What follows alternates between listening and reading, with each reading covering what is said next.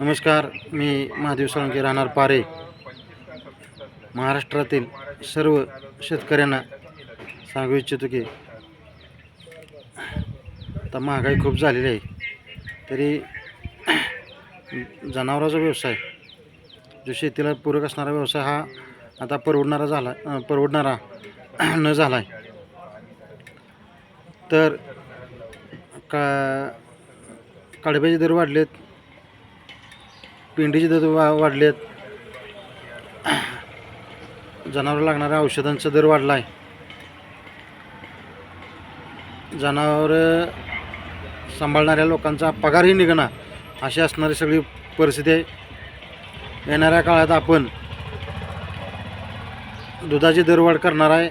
गाईच्या दुधाला 40 रुपये भाव, म्हैशीच्या दुधाला 60 रुपये भाव करणार आहे. आणि 5 गाई म्हैशीच्या पाठीमागं 1 लाख रुपयेचं अनुदान मिळवून देणार आहे. तरी सर्व महाराष्ट्रातल्या व खानापूर, आटपाडी आणि विसापूर सर्कलच्या सर्व शेतकऱ्यांनी, दूध व्यवसाय शेतकऱ्यांनी माझ्या पाठीमागे ताकद लावा. येणाऱ्या विधानसभेच्या निवडणुकीत मला शक्ती द्या, तुमचा आशीर्वाद द्या.